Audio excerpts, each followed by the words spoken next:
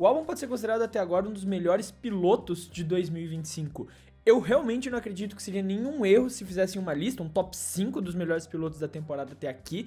O nome do álbum aparecer nela seria nada mais do que justo pelo que ele vem entregando e a importância do trabalho dele, o quão bem ele vem sendo, especialmente em corrida, já que em classificação ele deixa a desejar algumas vezes, mas costuma compensar isso na corrida com boas provas e fazendo pontos importantes para Williams. E considerando essa situação dele hoje, para mim é até engraçado lembrar como o álbum só tá na Fórmula 1 praticamente por um milagre. Porque, caso você não saiba, o álbum foi um bom piloto nas categorias Júnior, mas não de uma forma que brilhasse, que indicasse que ele realmente iria pra Fórmula 1. Ele era um daqueles pilotos que você olhava, falava que tinha um talento, mas que não botava com esse favoritismo pra chegar até a F1. Embora grande parte disso também foi por culpa dele nunca ter tido um orçamento, como outros nomes da mesma geração, pra conseguir correr nas principais equipes, ainda assim, a trajetória dele não era exatamente desse superastro que você espera. No kart, o álbum teve um grande sucesso, ele venceu várias das categorias, venceu campeonatos nacionais da Grã-Bretanha, chegou inclusive a vencer o campeonato europeu em 2010 e em 2011 foi vice-campeão do campeonato mundial da FIA. Depois disso ele decidiu ir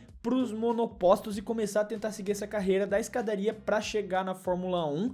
E os primeiros anos foram bem complicados. Entre 2012 e 2015, ele teve um terceiro lugar na Eurocup Fórmula de 2014, mas fora isso ele nunca conseguiu chamar muita atenção nos outros campeonatos que ele participou. Inclusive em 2015 ele participa da Fórmula 3 europeia e termina em 7º lugar, atrás de vários nomes que você talvez esteja acostumado. O título ficou com Felix Rosenqvist, seguido por Antonio Giovinazzi, Jake Dennis, Charles Leclerc, Lance Stroll e George Russell. Mas foi a partir de 2016 que ele começou a chamar a atenção e botar de fato o nome dele no radar. Isso porque em 2016 ele correu na GP3 e disputou o título com o Charles Leclerc. Inclusive na primeira metade da temporada ele ficou pau a pau com o Charles, chegando a liderar o campeonato em alguns momentos, mas eventualmente a partir da metade o Charles conseguiu pegar uma boa vantagem, ter resultados melhores, liderar e ser campeão da categoria. Em 2017 ele fez o salto para a Fórmula 2, onde não teve uma grande temporada correndo pela Arte, terminou em 10º lugar, conquistando 2 vezes a segunda colocação, mas ficou longe da disputa de título entre o Charles Leclerc e o Artem Makelov, apesar de que o Charles dominou essa temporada também, fazendo mais de 70 pontos em relação ao Artem, então nem dá pra dizer que foi uma disputa de fato. E é muito engraçado porque na temporada de 2018 da Fórmula 2 você tinha esse grande favoritismo entre o George Russell e o Lando Norris. Era só disso que se falava, como esses dois pilotos iam brigar pelo título, como eles eram os próximos nomes da Fórmula 1, como eles iam chegar na Fórmula 1. Já tava todo mundo dando como certo de que eles iam chegar na categoria. E era bem evidente que eles realmente iriam, com o apoio que eles já tinham, com o nome que eles já tinham construído e o apoio das equipes da Fórmula 1 que já carregavam eles nas suas categorias, era bem evidente que o caminho estava traçado para eles correrem na Fórmula 1. Mas enquanto esses dois brigavam pelo título, começou a surgir um outro nome que ninguém estava considerando, especialmente depois da temporada tão abaixo em 2017. O Alex Albon. E o Albon começou a bater de frente com o Russell e com o Norris e vencer corridas em cima dos dois.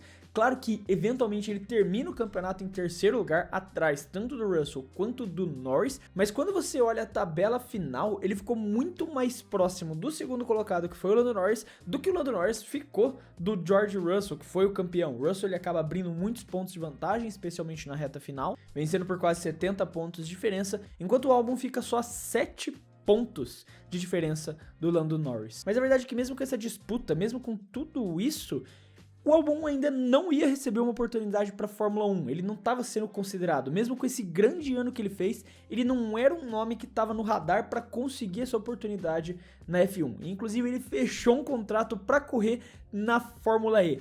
E essa história podia ter acabado aqui, esse vídeo podia nunca existir, essa história não estaria sendo contada da maneira que eu tô falando para vocês. Isso até o Ricciardo tomar uma decisão que salvou a carreira do Albon, porque foi nessa mesma época que o Ricciardo decidiu pular fora da Red Bull e ir correr pela Renault em 2019. Isso gerou um efeito dominó gigantesco que obrigou a Red Bull a precisar se movimentar, porque eles subiram o Gasly e ficaram com uma vaga aberta lá na Toro Rosso. E o grande nome favorito para essa vaga era o Dan Ticktum. E mais uma vez, para a sorte do Alex Albon, todas as peças se encaixaram perfeitamente. porque o Dan Ticktum foi lá e perdeu o título da Fórmula 3 europeia pro Mick Schumacher, e essa derrota fez com que ele não conseguisse os pontos necessários da superlicença, e por conta disso a Red Bull não subiu ele para correr na Toro Rosso. E nesse desespero de precisar de um piloto, eles foram atrás do membro da academia que estava contratado para Nissan para correr na Fórmula E, quebraram o contrato antes mesmo lá da temporada começar, puxaram o Albon e ele assinou para Toro Rosso em 2019. E na própria temporada de 2019 teria outro grande salto na carreira do Albon, porque ele substituiria o Gasly no meio do ano para pilotar pela equipe principal, fazendo as 9 corridas finais da temporada e conquistando seu melhor resultado, uma 4ª colocação no GP do Japão. E foi um começo bem honesto pro Albon, porque ele tava pelo menos conseguindo brigar ali na parte de cima, coisa que o Gasly nem fazia. O Albon conseguia pontuar com consistência, conseguia terminar pelo menos na maioria das vezes na zona de pontuação, especialmente na parte de cima da tabela. E em 2020 ele conquistou seu primeiro pódio no GP da Toscana e repetiu o feito no GP do Bahrein. O grande problema é que nessa temporada ele sofreu um golpe duro, porque ele provavelmente seria o companheiro do Verstappen novamente em 2021. O grande problema foi que a Red Bull ainda estava com essa dúvida de se ia renovar, não ia.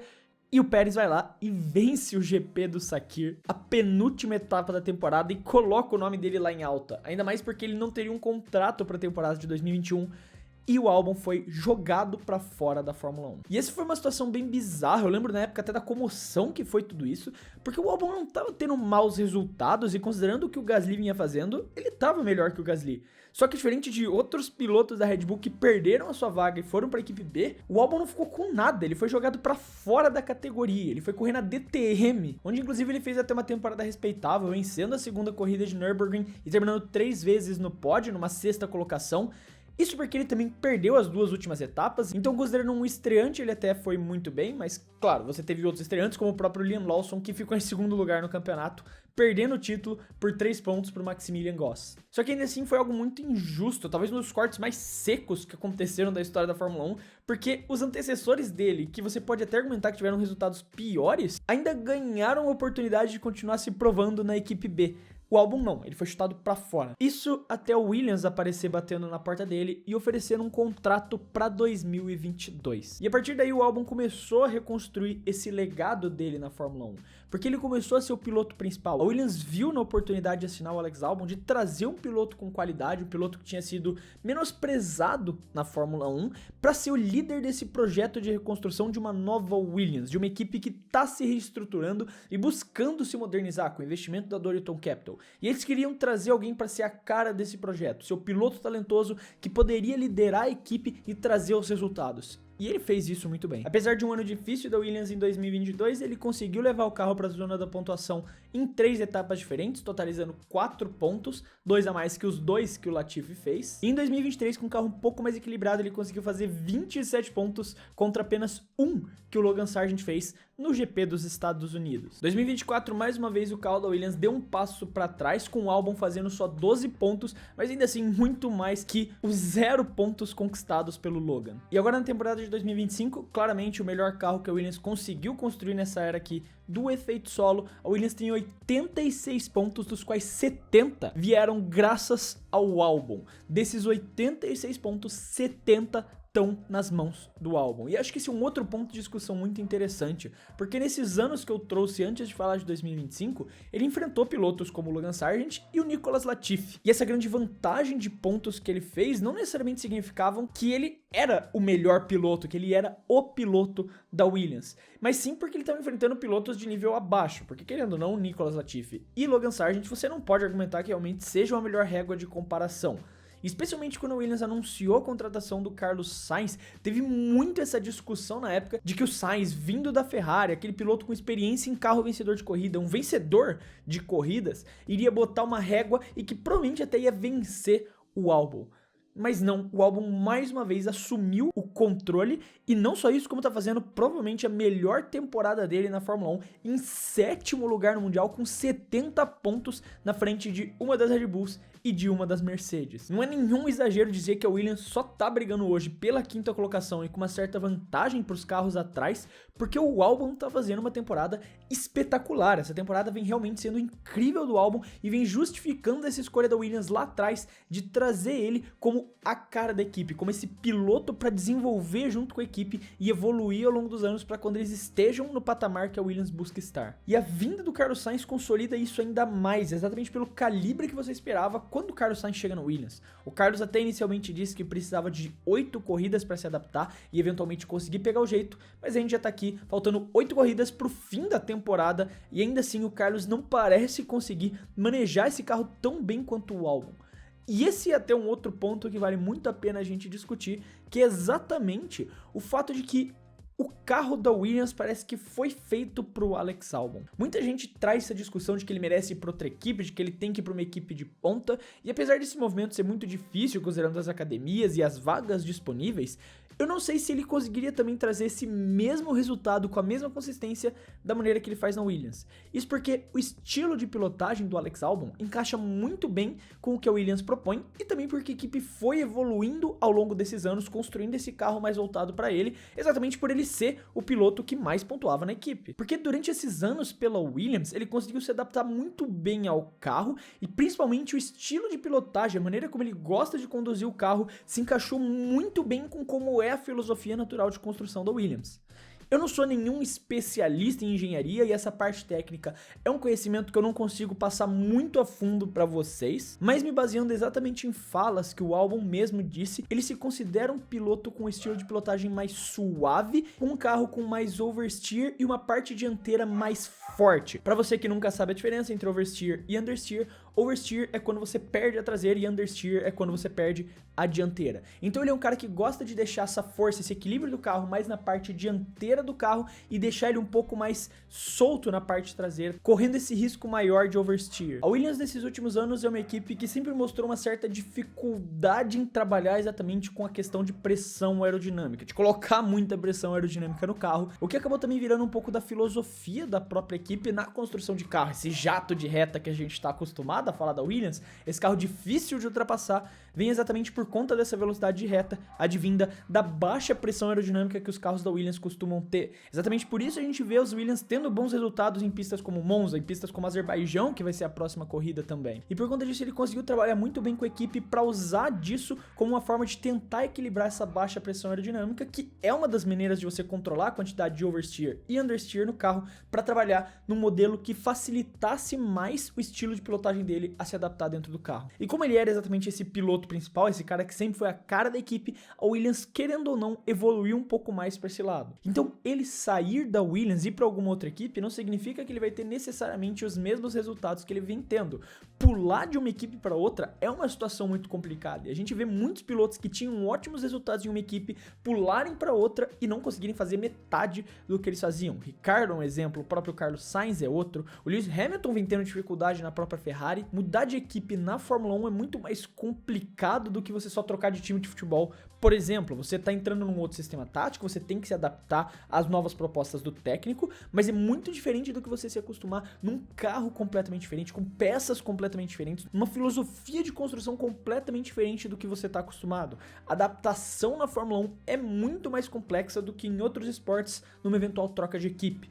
Por isso que equipes preferem manter os seus pilotos há tanto tempo. Por isso que é muito mais fácil você ver equipes optando por pilotos da sua academia, por pilotos que já tenham esse conhecimento de como o seu carro funciona, do que ir para fora e tentar trazer alguém novo. Porque é muito mais fácil você trabalhar com alguém que já está acostumado com esse sistema que você criou a vida inteira. O Albon se adequou muito bem à filosofia de construção do carro da Williams e a equipe também facilitou isso vendo que ele entregava os resultados que eles esperavam. E hoje ele é o piloto principal da equipe, ele é o cara que puxa a responsabilidade, ele é o cara que entra na pista e que a Williams mais tem a confiança hoje de que vai entregar os resultados. E mesmo que agora ele esteja enfrentando um piloto experiente, um piloto que comprovadamente é capaz de vencer corrida, ele ainda assim bota o sarrafo lá em cima e mostra que ele é um piloto de calibre e que ele pode ser o líder desse projeto para Williams. O James Vowles deu uma entrevista recentemente de que até 2028 todas as reformas, toda a fábrica que vai ser renovada lá da Williams esteja pronta e que a partir desse ano o carro finalmente vai ser feito com todo o equipamento novo. O Albon não é mais um piloto jovem, ele tem 29 anos hoje e até 2028 já vai ter passado dos 30,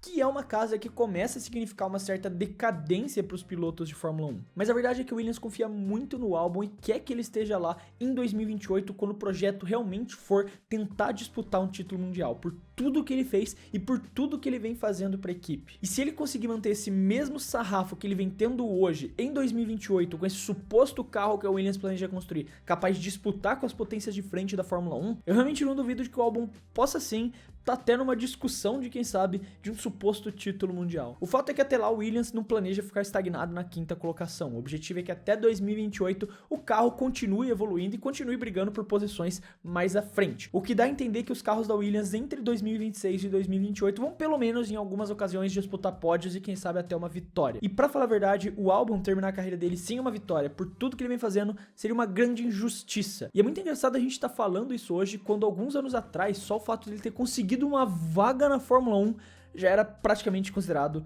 um milagre. Mas aí tá, por que o Albon vem sendo tão incrível nessa temporada? Eu quero saber a sua opinião, então não esquece de deixar ela aí nos comentários, se você gosta, não gosta, concorda, não concorda, qualquer coisa que você tenha a dizer, eu quero saber, então não deixe de escrever aí nos comentários. Aquele lembrete também que se você gostou do vídeo e quiser ajudar o Clube da F1, você pode fazer isso se inscrevendo no canal, porque ajuda muito a poder continuar produzindo todos esses vídeos aqui pra vocês, e também um abraço pra você que ficou até aqui, e até o próximo vídeo.